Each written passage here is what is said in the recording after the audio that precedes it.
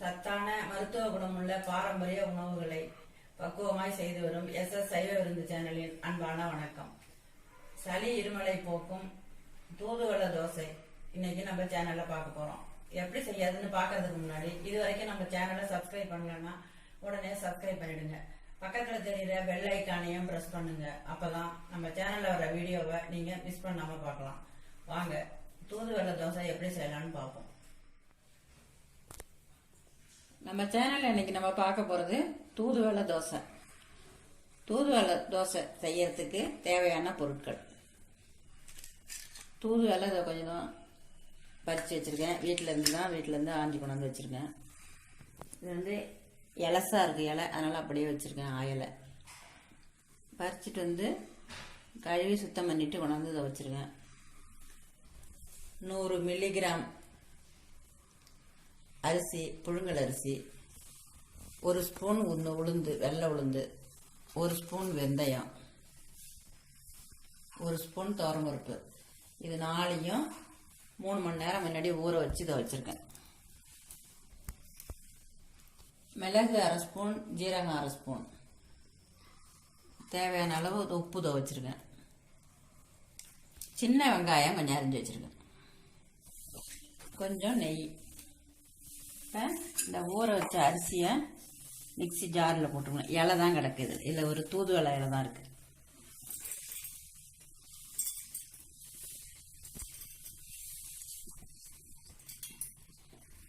அரிசியை அதை மிக்சியில் ஜாரில் போட்டுட்டு மிளகு ஜீரகத்தையும் போட்டிருக்கேன். தூதுவளையும் அதிலே போட்டுக்கிறேன்.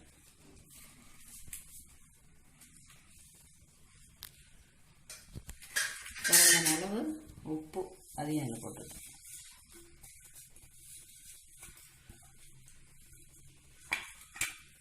இதை வந்து கொஞ்சமாக தண்ணி விட்டு நல்லா மாவை அரைக்கணும். இப்போ மாவு அரைச்சாச்சு.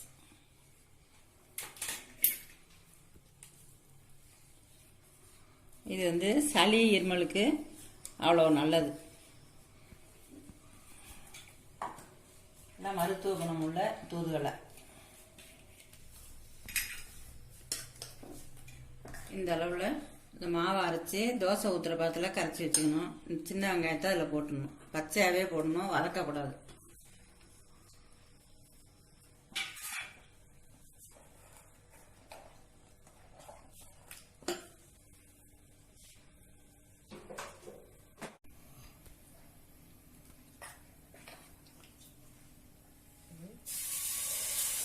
பெருசா ஊத்தாம சின்ன சின்னதா ஊற்றிக்கணும்.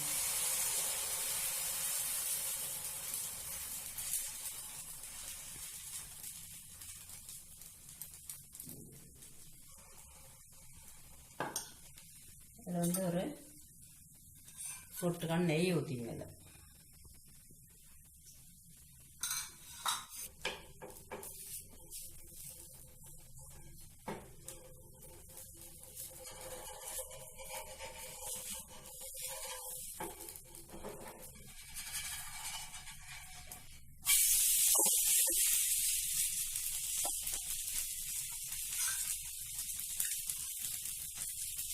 பின்னாடி கொஞ்சம் ஒரு 1/2 ஸ்பூன் நெய்யை 2 பக்கம் ஊற்றினா போதும், நிறைய ஊற்றணும். இந்த தூதுவளை தோசை வந்து இருமல் சளிக்கு அவ்வளோ நல்லது. அதில் மிளகு ஜீரகமும் கலந்துருக்கிறதுனால கூடுதல் பலன் கிடைக்கும். வெங்காயத்தை வதக்கி போட்டுட்டீங்கன்னு சொன்னாக்கா அந்த தோசையில வாசனை வராது. அந்த தோசையில மாவுலேயே சேர்ந்து வேகும் போது அந்த வெங்காயமும் சேர்ந்து இந்த மாவுலேயே வேகும். அப்படி வேகும்போது தோசை நல்லா டேஸ்ட் இன்னும் கொஞ்சம் நல்லா இருக்கும். பசங்க சாப்பிட்றது நல்லா சாப்பிடுவாங்க. தோசை வெந்துருச்சு.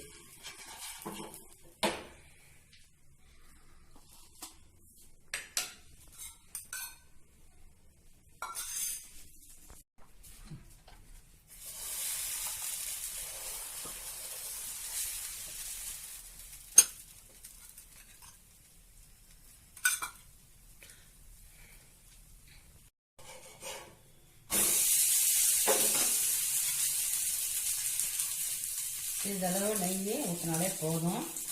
இந்த தூதுவளை நல்ல மருத்துவ குணம் உள்ளது. அதில் நெய், மிளகு, ஜீரகம் சேர்த்துருக்கிறதுனால அதனுடைய மருத்துவ குணம் கூடும்.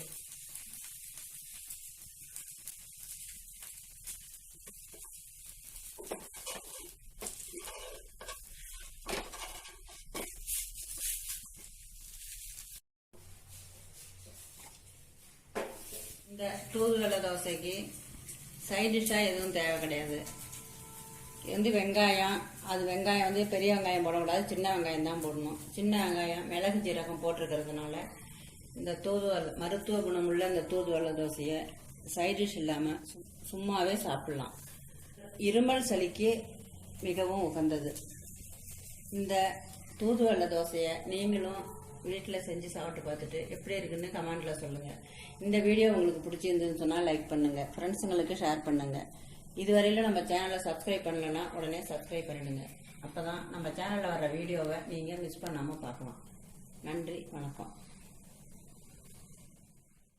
இப்போ ஸ்க்ரீனில் தெரிகிற வீடியோவை இதுவரையிலும் நீங்கள் பார்க்கலன்னு சொன்னால் நீங்கள் பார்த்துட்டு உங்களுக்கு பிடிச்சிருந்ததுன்னு சொன்னால் உங்கள் ஃப்ரெண்ட்ஸுங்களுக்கு ஷேர் பண்ணுங்கள். நன்றி, வணக்கம்.